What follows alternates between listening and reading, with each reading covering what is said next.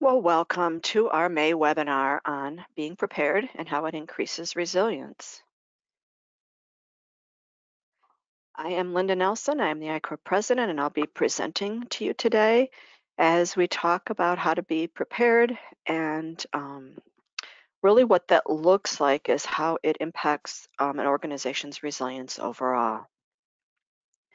If you've been following our 2022 webinar series, we've been looking specifically at the enabling behaviors, the behaviors of the organization and the behaviors of the individual people who have a role, and everybody has a role in the organization's resilience, but we've really been looking specifically at behaviors. So in January, we did kind of a scientific view on what does individual resilience look like, and what are the characteristics and attributes of more or less resilient people, and how do you um, help people to become more resilient, and how do you actually make some improvements in your own life, and then looking at hiring and those sorts of things.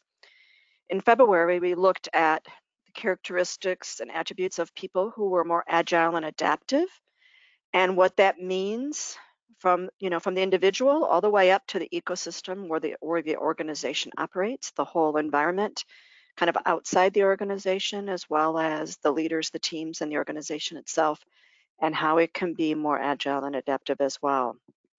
In March, we looked at the behaviors of being resourceful, creative, and innovative, kind of inside the box. Just to take a little bit of a slant, sometimes we're always looking outside the box, but what can we do in our current situation to be more resourceful, creative, and innovative? And where does this work? Maybe which functions within the organization does it work best? And how can you help your people to be more resourceful, creative, and innovative? And then last month, we took we took a look at behaviors through the lens of collaboration and inclusion. And so in July, we're going to be talking about diversity. And one of the things that we wanted to share is that we kind of split out diversity, equity, inclusion so that people didn't think that we were only talking about that one aspect, which is a very important aspect to your organization, but looking really at how do you create a collaborative environment that's also inclusive.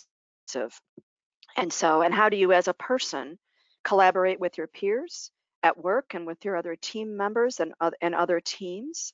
And how do you ensure that you're doing that in an inclusive manner?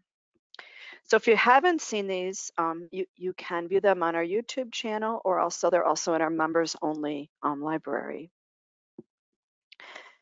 So as I mentioned, we've been looking at these different groups of behavior, enabling behaviors, and today we're going to talk specifically about being prepared, robust, and redundant, really focusing more on being on the prepared and the risk side of that, with the understanding that being robust and redundant is subsets of being prepared. And then in June, we're going to be talking about how to be aware and reflective, and in July, the behaviors of being diverse and integrated.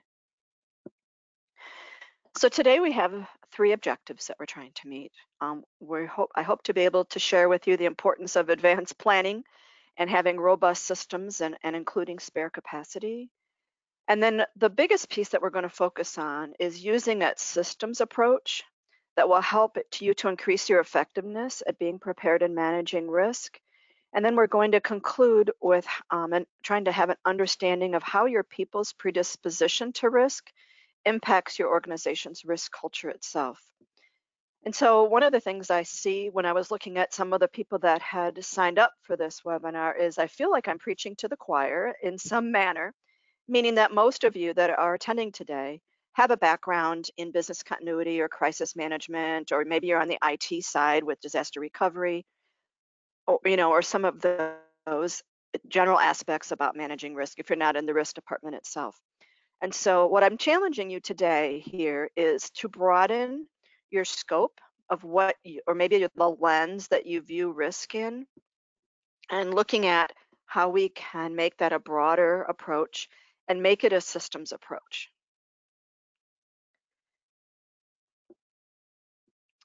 We should have the recording of this webinar available by Friday. If you're in the United States, You understand that we have a holiday weekend, and so most of my staff is off at noon on Friday, so this may actually be deferred until Tuesday when we get back to work. Just depends on staffing and time. Please use the questions button. This is actually one of the few webinars where I think we'll have some time for questions. So I would let you know, please don't be shy and feel free to ask questions. And in order to receive that certificate of attendance, you do need to attend a minimum of 35 minutes. So please let us know. And if you're actually listening to the recording and if you need a certificate of the attendance, you can send us a note as well. One of the things, when we try to look at the upside of bad things happening, is that COVID-19 has helped us to sell that preparedness story. One of the things that the pandemic did is it really revealed the value of organizational resilience to business leaders. They found that a lot of the planning that they've done, like for specifically their crisis management and communication plans, for example, really were instrumental in helping them get through, especially the beginning part of that crisis when we were in a crisis mode and response mode pretty much continuously. Some organizations were in a crisis mode for longer than others, and it really depended on, the type of work that your organization's doing and how much you rely on people being there versus being able to work remotely. I was just talking to someone today who just spent yesterday literally 7 hours at the Schiphol airport in Amsterdam. There was a line of people just trying to get into the airport that stretched all around the airport um, because they're having a labor shortage for people getting like just unloading and unloading the planes and loading and unloading your luggage. So all sorts of challenges are being still experienced um, that are really still experiencing challenges due to the pandemic that were actually caused by things from a year ago, meaning that a lot of airports laid people off, a lot of people retired, pilots retired, and now there hasn't been the qualified people to backfill into some of those spaces, or even companies or organizations, even things like airports, having the resources to get people trained in fast enough to close some of those gaps. And we'll talk a little bit more about the supply chain issues as well. But the fact is that the companies that had crisis plans used them and they were effective. But we're also seeing that because of the magnitude of the pandemic, meaning obviously the global reach, but also the time piece of this. And I've talked about this in other webinars that what really makes this crisis different than every other crisis that we've faced since all of us have been alive is the fact that it's the duration of this pandemic and which has really impacted people's ability to kind of continue on and to manage the challenges as they might have done at the beginning. So in March of 2020, we were feeling pretty rigorous. We were on that mode, but to be still doing this to some extent um, in May of 2022 is something that was never foreseen. And some of those domino effects, like I mentioned, just staffing of people and having so we're talking about supply chain, just supply chain of your people, like having people to do the work is a challenge. And those that didn't have those plans in place, obviously this has helped to sell that preparedness story. It's also revealed some of those hidden vulnerabilities or weaknesses in some of organizations' response capabilities, meaning again that, it was okay. Companies were able to respond pretty well, maybe at the beginning, but because of the duration and the magnitude of it, um, responding for a long time has impacted. I know back in the days when I used to run exercises, trying to convince people that yeah, you're tired in the exercise and the duration of this exercise was 3 or 4 hours, but we've actually covered a time period of 48 hours. You can't be the same person running this for 48 hours. And I think that's another piece that the pandemic has helped us to sell is the fact that we need more people on board and more people need to know what's happening because our first real challenge was in that workforce disruption of people not being able to go to work and how do you get them to be able to do their job, and that was resolved pretty well, especially after the shutdowns were released. And I'm not speaking here of China because China is kind of an outlier with some of this. But what we've seen, again, more and more of supply chain issues, anywhere from, oil to, in the United States, we're having the supply chain problem of baby formula that's not really related to the pandemic at all. Um, More of a food safety issue, but the fact is that just getting um, things sent by ships and sent by trucks, all of those things have really been disrupted, and just getting through the backlog of manufacturing plants being shut down for a while. And what does that mean? And then, of course, with people working remotely and with the increased cybersecurity issues, that has been something that has kind of jumped. It's already been to the forefront, but has continued to jump to the forefront. And so what I'm going to be challenging you is to start thinking, if you're not already doing that, is from kind of moving from managing specific risks to more of a viewpoint of strategic resilience. And we can come up with a lot of different names for this, but since we're Icor, we're going to talk about this in the framework of resilience.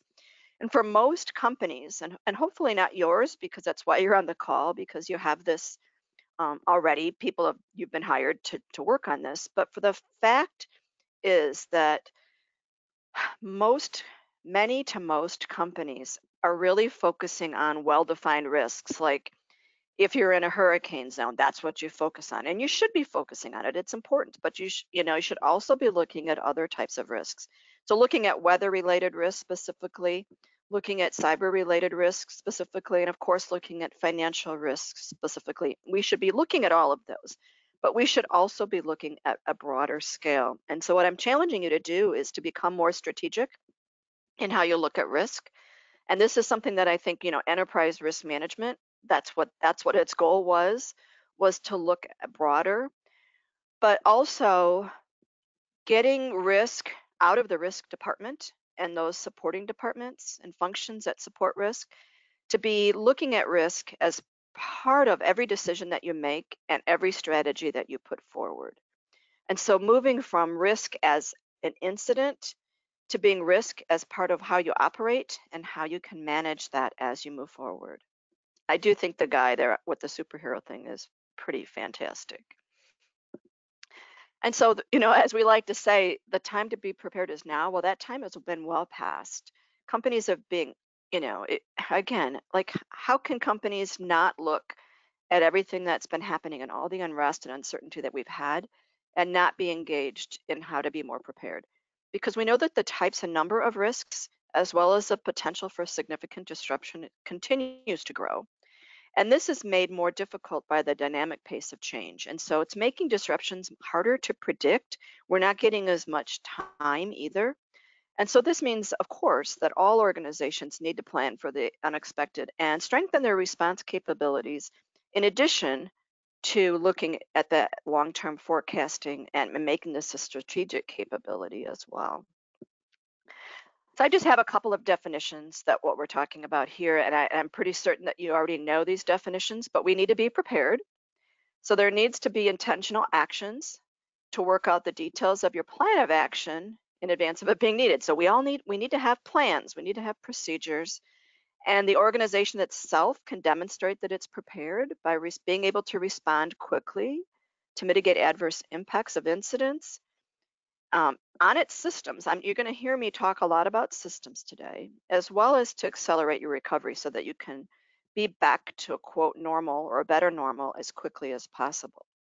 And this means that the organization needs to address any system vulnerabilities it has through having a more robust design, by having redundancies and fail-safe measures in place, while at the same time balancing risk and performance and cost.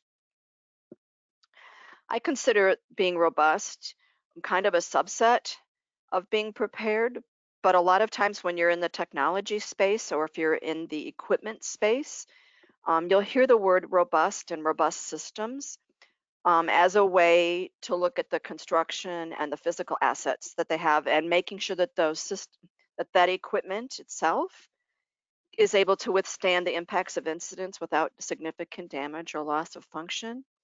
And a lot of times you'll see this as part of the Six Sigma when you're looking at a production environment and looking at the engineering side of things. And so just making sure that those people that are responsible for equipment and those kinds of systems are putting together a design that anticipates potential failures in those systems and making sure that if you do have failure, that that failure is predictable.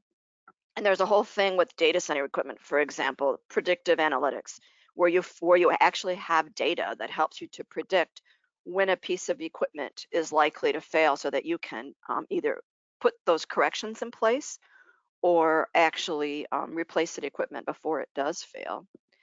And one of the things that we also need to look at is when we're looking at robust, and we're going to move on to, being more redundant as well. But if you're really over reliant on a single asset, and this is where something in the business continuity space, looking at your business impact analysis, looking at our interdependencies on particular things, what does that mean, and how does that impact and maybe create a cascading failure, where if something happens, um, you can really have a catastrophic collapse. And so you're looking at all of these things in the design and production space. So if your organization uses Six Sigma, this is something that they're probably very familiar with. And then being redundant. We often talk about having, a backup people to do things.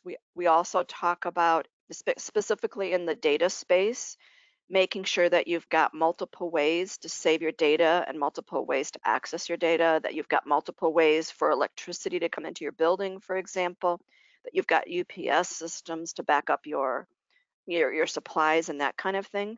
But also looking at spare capacity. And this is where, when you're over reliant on one piece of equipment or one system, that you need to make sure that you've got spare capacity built in, so that it can accommodate disruption or extreme pressures or even surges in demand. How many stories have you heard about, websites or payment processing systems crashing just because it's being used more than usual?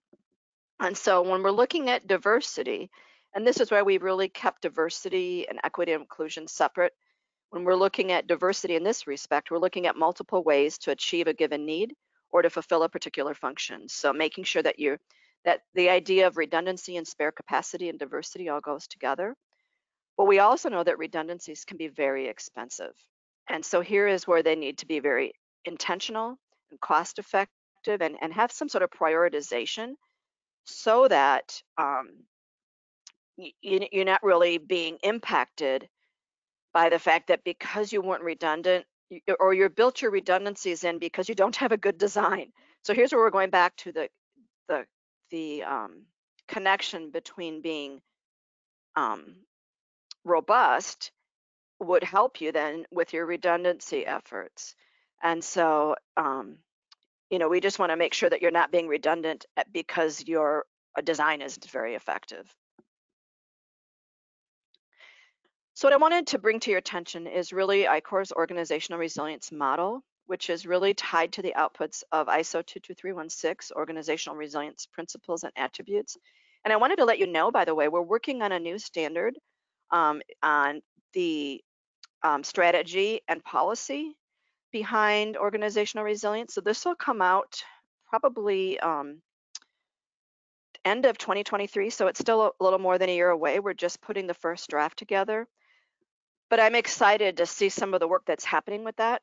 And so today we're going to be looking at specifically resilience against disruption, which we are calling that preparedness and managing risk.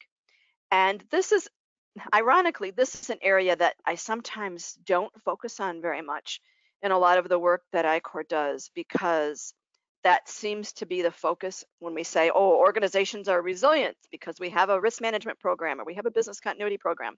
And I will always say, yes, that builds resilience, but it isn't the only thing we need to do. And so this is really 1/3 of the model.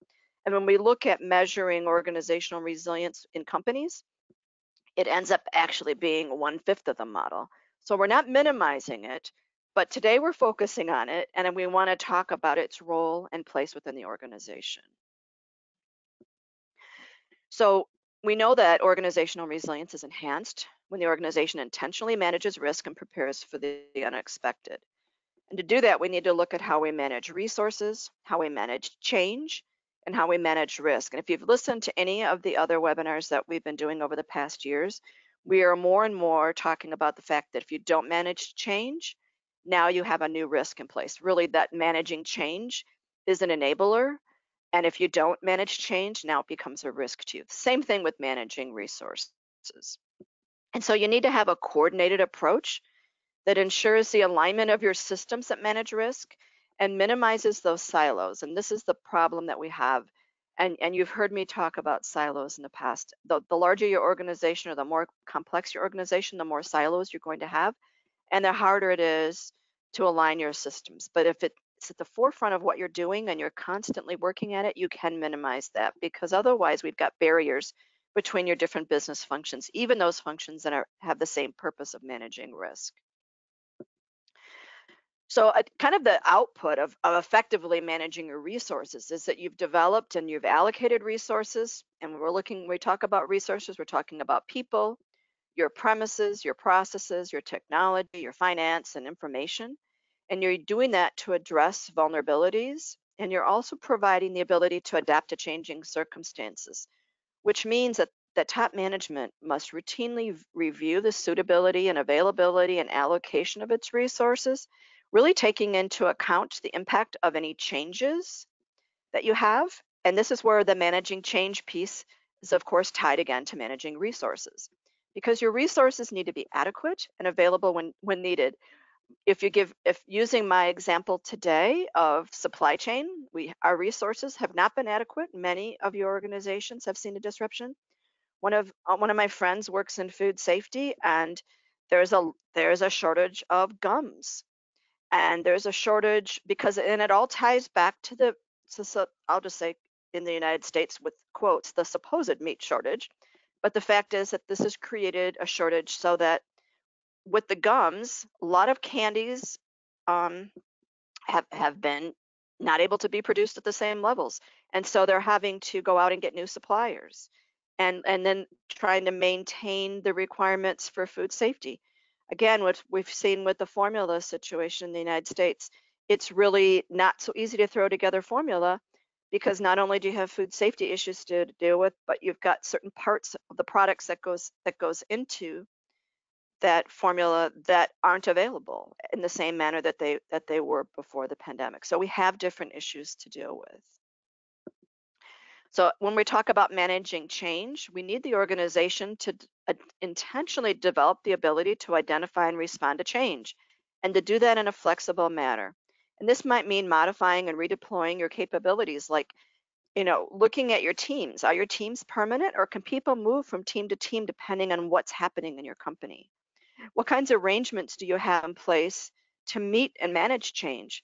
And then, how do we manage behavior to adjust to new conditions as well? And so, really an outcome of this is that the organization needs to demonstrate that it's aware of circumstances that are likely to influence change. There needs to be some forecasting. There needs to be horizon scanning. There needs to be some predictions going on. And then they have to demonstrate the ability to be able to anticipate, manage, and influence that change. And by the way, there are companies that are doing really, really well as a result of the pandemic, because number one, they didn't have to spend all their energies responding because they were prepared. And secondly, they've been using this as an opportunity to influence the changes that we're seeing in all of our environments, in product sales and service sales.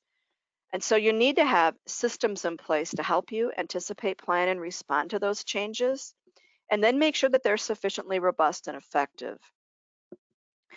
And so if you do this, you're going to be able to consistently deliver on your commitments during those changing circumstances. So you can't just say, hey, time out, we've got a problem here, we're not going to be able to meet your needs right now. The clients and the customers are expecting you to provide what they need no matter what. And then you need to be able to adapt your operations accordingly to make sure that you can do that. And this is where I really see the role of the business continuity professional expanding. And if you're not already leveraging all the change from the pandemic and all of the things that have come to the forefront, the time is now to start looking at how can we broaden business continuity so that it's much more providing value to the organization and not just as part of our response. And of course, we need to manage risk. So we need to anticipate and respond to threats and opportunities, whether they're from sudden or gradual changes.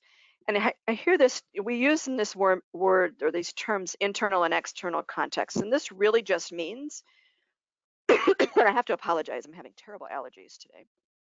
But the looking internally to how your organization is changing and looking externally to what's changing around you. And that's what when we were talking in February about, you know, your whole external environment and how to be agile and adaptive is part of that. So looking at all change and how can you manage some of the risk that comes with those changes, because you need to effectively manage risk. And so to do that, the organization needs to empower its people to identify and communicate threats and opportunities. You've heard me talk. This is kind of like my soapbox, that everybody needs to be responsible for managing risk, and the organization needs to recognize those people that do and be able to take action to benefit the organization. You know, this whole idea of this bureaucracy that you have to go through where your message gets lost is not helpful during any time of challenge and change and risk. And so you need to have risk-based systems that contribute to the organization's resilience. And so here's where we're going to move next, which is looking at those risk-based systems. And we need to make sure that those systems are, of course, robust and effective to manage change as well. So what I've done is I've just grabbed what I see as kind of the 12 major systems, and we could argue about buckets or whatever, but looking at them in groupings and saying, how can we coordinate and align systems within those groupings at a minimum? Our total goal, our end goal, is to have all of them working together all of the time, but we know that isn't always practical as a starting spot. So looking at where you've got alignment of systems currently and where you can grow that. So looking at what Gartner says and what McKinsey says, and I'm actually not totally in alignment with some of what they're saying, but we're referencing them. But this idea of operational resilience, which has become, I feel like I've had a win, because years ago, everything that was kind of what I would consider operational resilience or managing risk was called organizational resilience. And I was fighting battles every day with trying to correct people on that. But now I am seeing leaders in the industry saying operational resilience. And when they're doing that, they're really looking at these 4 categories. So every organization needs to have a structure and where they identify one or more teams that are responsible for responding to incidents of all types. So having a single space, so again, decentralized way, or actually a centralized way of responding to incidents. So mostly with that incident identification. So you've got those right people on board, and you've got a diverse group of people that are looking at that so they can then identify what the response should be. That you've got the capability to ensure that your critical activities will continue to operate at that predetermined levels, as well as the capacity during a disruptive incident. That your organization has the capability to really to manage crises that impact its viability and integrity. And that includes, by the way, reputation. Your integrity is, we're inferring their reputation. And then when we're looking at supply chain, that the organization ensures that strategies exist to manage supply chain risk, continuity, and security. So I just saw a question pop up about where does technology fit in. So here is where we've kind of bucketed together technological resilience, so resilience of your technology systems into one larger system. So looking at your critical environments, such as your data centers, that they need to operate under all conditions, that your technology systems, and here I would prefer to call it information communication technology continuity versus disaster recovery. Someday, I think we're going to get there. In a lot of other countries, that's already happened. So it's really in the United States that we're really, and I would say all of North America, we're kind of stuck with this DR type of thing. But in other countries, disaster recovery is all about the community. And so we really need to be able to speak globally about what we're talking about. So here is your technology, that they need to be able to operate under all conditions, that your storage, that you should be able to have your information and data adequately stored, and of course, you need it available when needed. One of the studies done by Symantec years ago, and they said it's still true today, is that yeah, you backing up your data, but people aren't companies aren't fully restoring it even during their exercises. And so therefore there really is very low confidence that you can completely restore if you completely lose everything. And of course, we talked about information and cybersecurity, that we need to make sure that your systems are compliant with requirements, first of all, and then of course, make sure that your information and data is well protected. Then the third kind of system is what I've labeled management resilience. And here looking at your finances so that your organization itself continues to drive value added growth while balancing really those retained earnings growth. And so where I mentioned earlier that many companies are really only looking at financial risk, or that's their biggest bucket, and everything else kind of is a subset to that. And this is where years ago, when the financial industry put business continuity as a subset of financial risk management, a lot of people were really happy with that. I wasn't so happy with that, worrying that um, business continuity would become so small that it wouldn't have a voice at the table. And I think that's happened in some places, but not all places. Obviously, quality is a huge aspect. It's the largest management system standard. It's, we talk organizations globally about being being businesses of excellence, um, and all of that is really tied to quality. Of course, we need to meet customer expectations and requirements, as well as exceed them. You would hope so. And by delivering quality products and services, we need to also manage all of our assets, whatever, and there's a long list of what they are. And we need to make sure that we get more out of our assets while ensuring that they deliver value to the business.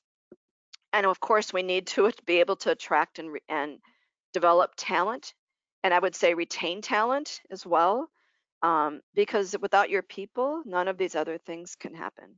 And so this is where we've seen that breakdown that I've mentioned earlier with so many organizations globally. This is happening to all of us at the same time, which makes it harder for us to depend on some of the people that maybe we depended on before because they're having the same struggles that we are.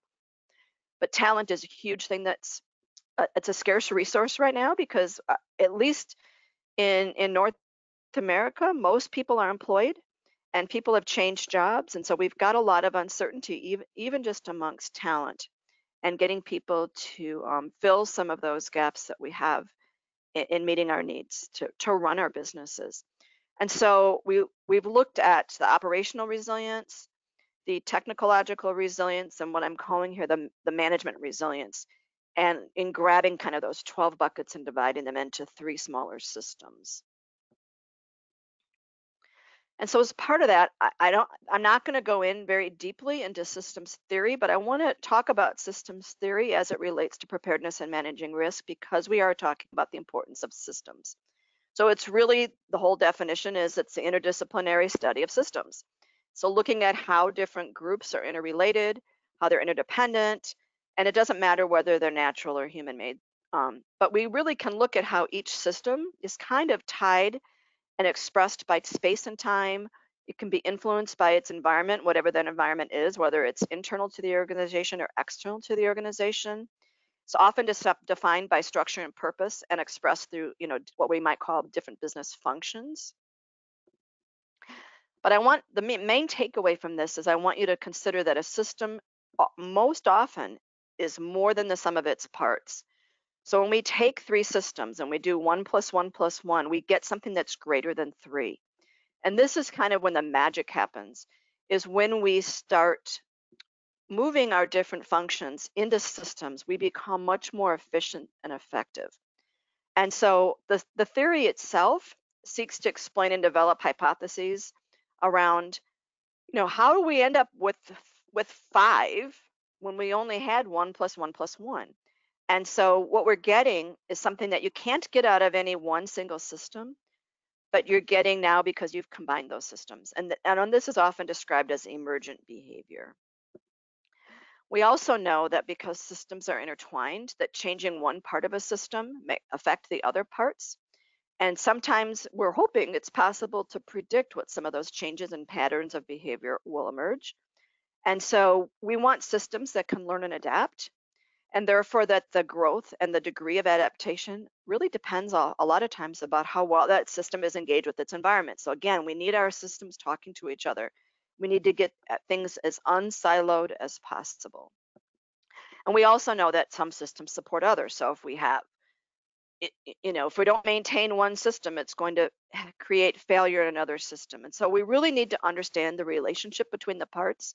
And this is where, back to my business continuity statement, is there are so many, not so many, there are several groups out there that have kind of devalued the importance of the business impact analysis. And it's probably been devalued because of the fact that we haven't been doing a very good job with that analysis, with how often we do it and how long it takes us. So you've heard me talk about having an agile business impact analysis, meaning that we're using agile project management to deliver data.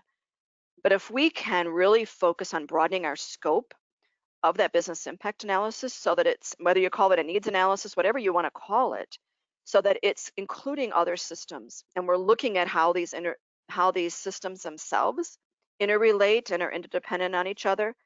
Um, you know, I think that your role in business continuity, again, it's another way that we can really show value in the organization.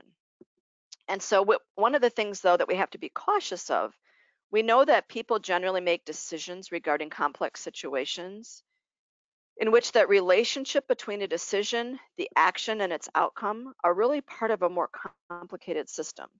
And so I'm sure you've seen this before. It's kind of like the blind men and women looking at an elephant, and they're all seeing with quotation marks, something different based on the part that they're in contact with.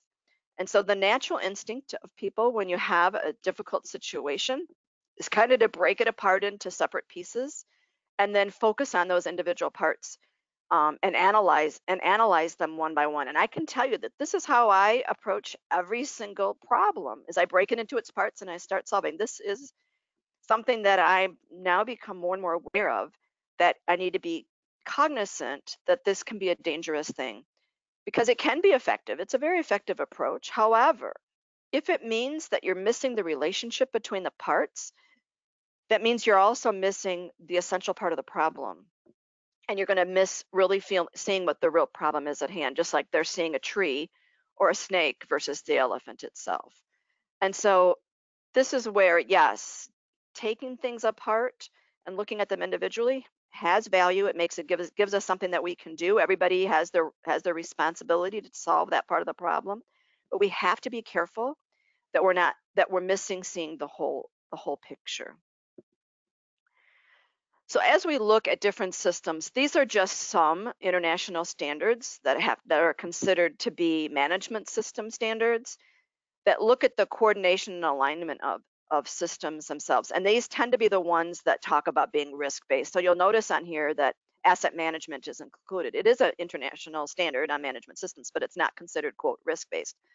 I will argue that point. I think every system has risk in it, and every system helps us to manage risk. But that's still an international standards organization bias, in that they have excluded some standards. And it's literally an argument that's been going on for years, which is ironic. But one of the things that ISO has done is that what they're trying to get is everybody who uses an international standard to be able to start promoting risk-based thinking. And this is really where I wanted to go with this, is that standards have an implicit role to play within an organization. But now that you're using them, what we're trying to get you to do is start looking about managing risk all the way through the standard. So what do we actually mean by that? It used to be called preventive actions, so things that you're doing to try to prevent a risk from happening. But in this case, what we were doing before was just looking at it as a separate activity. So instead, what they're now doing is making sure that there's risk criteria in just about every part of the standard. So it requires you to evaluate risk when you're establishing your processes, your controls, and your improvements, as well as just about anything else. Even when you're looking at risk, like requiring you to look at risks to your internal and external environment. And so this, I think, is a big step forward. And one of the things that helps us with is really applying risk-based thinking to every management process so that we're not looking at it just a siloed activity. So doing things like, and this is where I'm challenging those of you that are in the risk space, is how are you using your risk registers? Do you have one where you can centralize a centralized place that you can record and monitor those individual risks or hazards, or are you each part of the organization having their own? And when you're looking at risk assessment tools, do you have flexible risk tools, or again, is each part of the organization using their own? We're trying to get away from managing risk as a siloed activity to making it something that we're doing all through the organization. And also looking at improvement. So having some kind of a risk-based verification step for all of your processes, and I know it's part of Agile or Agile project management. And then using technology. Technology is changing and growing every day. It's giving us things that we couldn't do before. So trying to automate risk management as much as you can so that you can really be more strategic, and also having that automation gives you a documented history to look at. And so how can we really simplify how to get people to think about risk without even using the word risk? You can say, so what are we aiming to accomplish? What could happen that might affect our objectives or our goals or expected outcomes? And how would it be affected? And what would be the most important effects or impacts? And what are we going to do about them? What kinds of things can we do, and how are we going to determine if what we've done is effective? And if they were effective, which things were effective and which weren't. And so then trying to get deeper into the problem as to why were they effective and why weren't these others not effective, so that we can do some problem solving and trying to find some cause. And then what do we need to change? And what have we learned from that? These are really simple questions that you can ask without even using the word risk, and so that people don't kind of get that bias and get nervous even about talking about it. So then if you have these different management systems in your organization, the question becomes, are you going to look at them separately or integratedly? Obviously, I'm suggesting that you look at whatever systems your organization have in place, whether it's certified to it or not, and try to integrate them. So I've grabbed the ones that are most often sold and implemented, just because it's easier to sell to you as well. But we've got our quality people, we've got our safety people, we've got our environmental people. And I love this example that was part of some PwC auditor training. And it says, and they're arguing about why we should be integrated. If you're just making a simple cup of tea, we need to consider the temperature of the water, which can be a quality issue, the risk that it could scald us, which is a safety issue, as well as that it's safe to drink, which is a health issue, and then the disposal of the tea bag, which is an environmental issue, and even the maintenance of the kettle could be part of that asset management. And so we really need to be looking at how can we integrate our different systems into one larger system. We can share documentations, policies, procedures, and processes, and we can become much more efficient about how we work. And this actually has its own acronym, an Integrated Management System, an IMS. And if you're already doing that integration, then you should be looking at how can you do integrated audits. What we're seeing more and more of is companies doing this integrated audits because their systems are integrated. And not only does the audit does it save them money on the audits themselves, but their practices and procedures are much better. So you can combine, like-minded things where you have overlap in your teams as well. Next, I want us to go and look at what I was talking about which is kind of that risk culture piece and our behavior and our attitudes towards risk. And this was a topic that I spoke on last year in much more detail. That was the topic of the entire webinar. So feel free to go back and look at that. But I would really strongly suggest that you take a look at this document by the Institute for Risk Management. It's really very well done. And there's a lot of what I can say takeaways that don't cost you any money. So when we're kind of looking at risk culture, we know that risk, or that culture, is formed by behavior, which in turn is shaped by your attitude. So we're going to start with attitude. This is really the chosen position adopted by an individual or a group towards risk, and it's influenced by your perception of risk. And I know we talked about people being risk averse, or people that they really get excited by challenging risk. We've got all sorts of different people, but we need to understand that everybody has a risk attitude, and that risk attitude might change depending on what the actual risk is. But this helps form that risk behavior, which are what we'll say is risk-related actions, risk-based decision making, how you communicate about risk. And this is really, really important for you to understand as a company, is what are your risk attitudes and risk behaviors of your people that are responsible for managing risk all throughout your organization. And if you don't know, you're really operating in a vacuum. And so this is the piece that this behavior piece is really what besides the systems piece, this behavior piece is what I want you to take away today. And all of this then becomes part of your risk culture, which is, of course, the values, beliefs, and knowledge and understanding about risk that you all share. And so when we look at the impact of individual behavior, we understand that the effects of the predisposition towards risk and personal ethics is going to shape the attitudes and behaviors of your people. So it's important for your leadership, as well as anybody, to understand. You even need to know yourself, perhaps even to get an understanding of what is your personal predisposition to risk and what are your personal ethics to risk, because this is going to impact how you behave. And so each one of us brings to the job itself a unique perception of risk. And I can tell you that my risk, I'll say use the word risk appetite, is very different for work than it is from my family. And I think we all need to recognize that we're going to have different risk attitudes or risk appetites depending on what it is that we're talking about and what our environment is that we're talking about.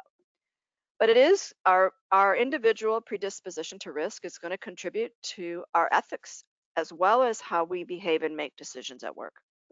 And so we know that every group and organization has its own approach to risk. But that risk culture is it's really going to become an outcome of the organization's overall culture. So we need to have an understanding of that. This is they have this in this tool where you can actually, I'm not sure if it's free or if you can do an assessment, but they have this assessment tool that helps organizations to go in and conduct these assessments of their people to find out kind of what is their predisposition to risk. So helping you to and you could probably even put yourselves in some of these categories.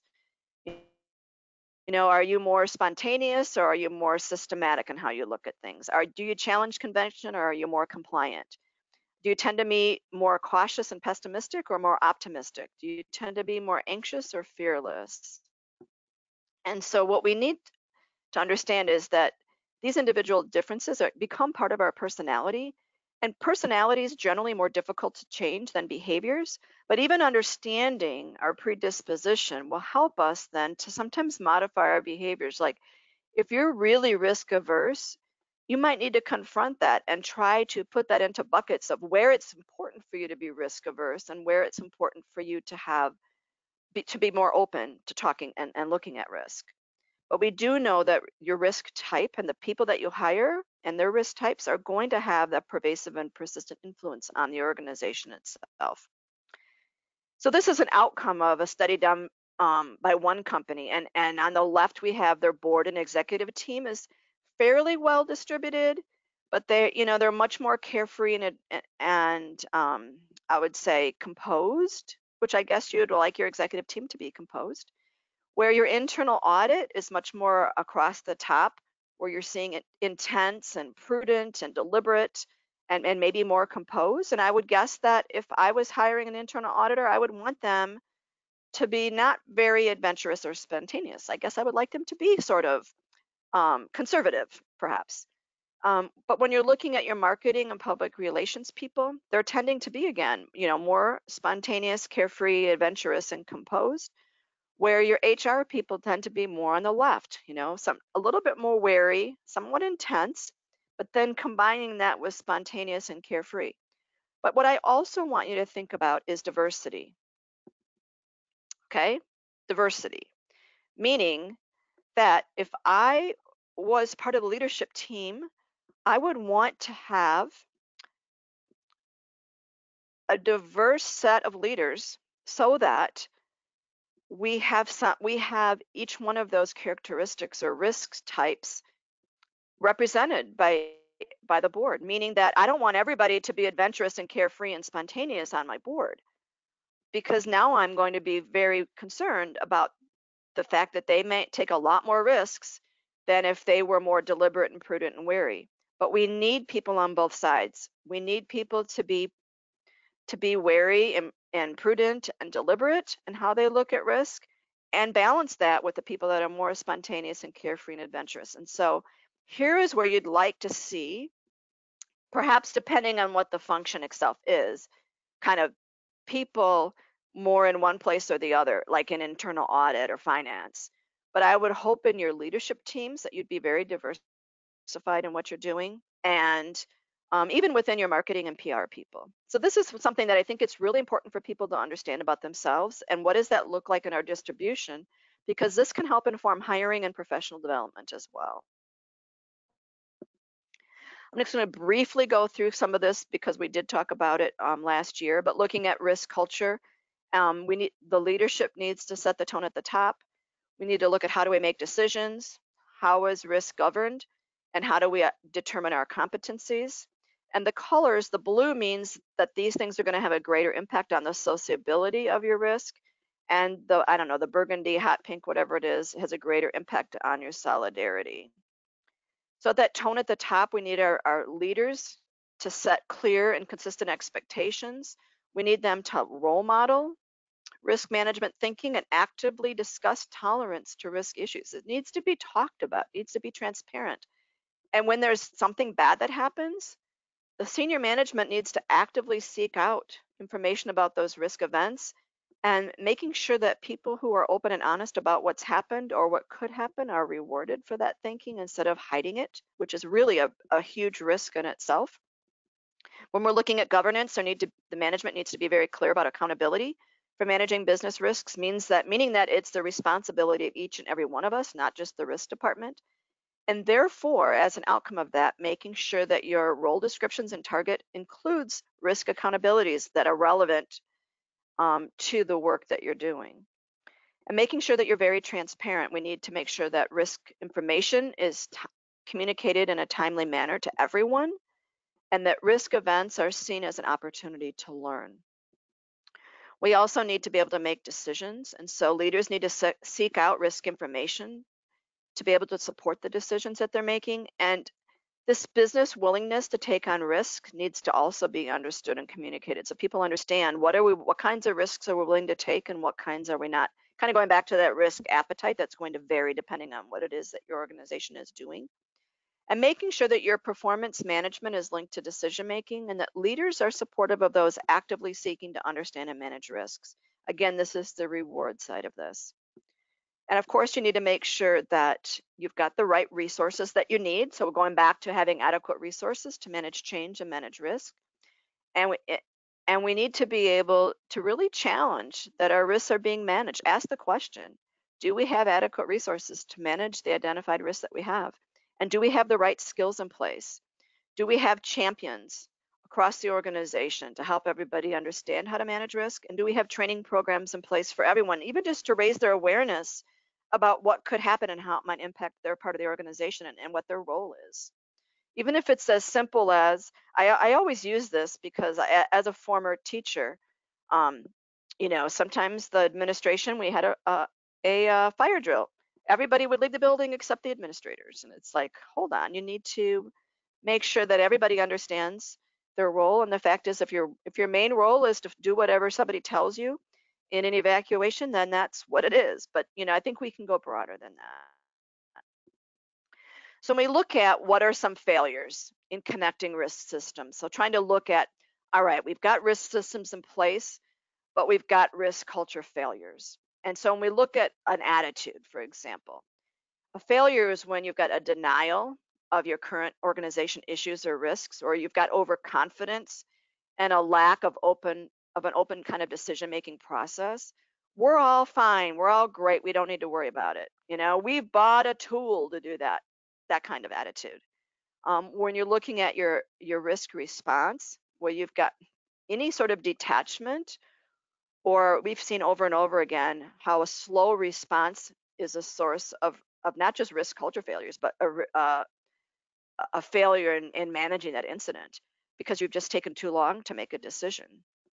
Sometimes this idea of respect, where there's a lack of respect for the risk function itself, and because it's not seen as providing value to the organization, it's just seen as a defensive mechanism, that it's got less value than some part of the company that's producing some product or service that's bringing in a lot of money.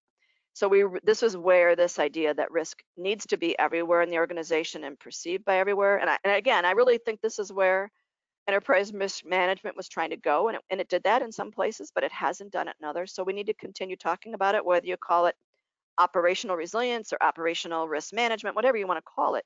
It needs to be respected and as part of what we do. And then this idea of transparency and alignment, where we've got ambiguities and a lack of insight, which then results in unwanted behaviors, and where you've got kind of a failed risk culture itself. So what can we do? We really need to start moving beyond managing risk and crisis response and improve our foresight capabilities. Look at our horizon scanning. And I'm sorry, I have background noise. I actually have construction going on at my house that I asked to wait for 4 more minutes, but evidently not. But we need to make sure that we're using much more complex scenario planning and stress testing, where we need to make sure that risk governance is implemented as a system that includes everyone who manages risk and responds to a crisis. We need to improve our risk culture and strengthen that integration of resilience into the strategy process.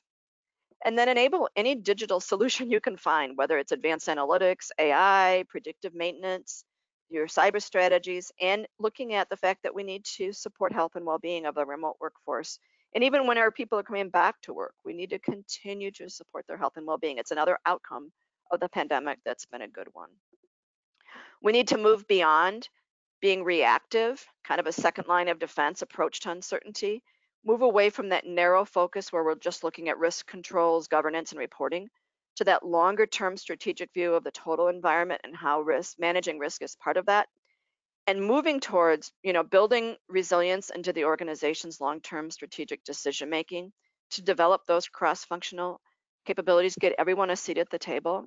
And then once you've done that, this is where you've seen companies elevate resilience into that competitive advantage. So just to summarize, we're talking today about building resilience against disruptions or change specifically. So you need to be able to start measuring your resilience to disruptions and report on those findings. You need to implement rigorous scenario planning that includes secondary and tertiary effects, and then define increasingly disruptive scenarios across that widening circle, because we've got lots of examples to use. Implement that systems approach to preparedness and managing risk, and identify and eliminate silos. If you haven't identified them, you can't eliminate them. Look at how you can identify and invest in resilient strategies and help to develop action plans for what I'll say alternative futures. Well, our future is changing all the time. And you need to understand your people, you need to understand your risk culture, and you need to understand everyone in the organization's predisposition to risk. This month we only had pretty much 3 significant references, so you can take a look at those. I wanted to make sure to welcome you to register for our June 22nd, where we're going to be looking at being self-aware and reflective. And self-aware can be from the individual to the organization. And then in July, we're looking at increasing resilience through diversity and integration.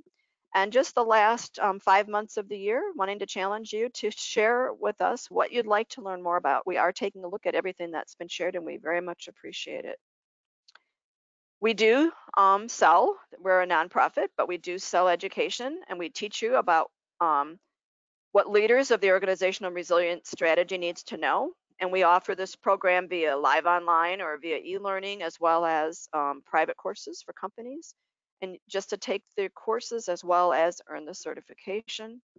We do have a tool to measure your organization's resilience, which is the Organizational Resilience Capability Assessment. And we invite you to contact us. Take a look at our blog, join our networks with LinkedIn and Facebook, and follow us on YouTube. I did have a question, which is about the attendance certificate. We do have your email address because we required it upon registration, so we'll have that. And then another person asked us to share the references, and we will share the references when your certificate comes out. We will put these references in the email as well. But the main one is the Institute for Risk Management. And if you just look that up with risk culture, that's pretty easy to find. And then McKinsey has an article about kind of moving risk management from risk management to strategic alliances. It is the top of the hour. Do we have any other questions? I do see a hand raised. I can't call on you, but if you do have a question, now would be the time. Otherwise, we will say thank you very much for attending, and we hope you join us next month.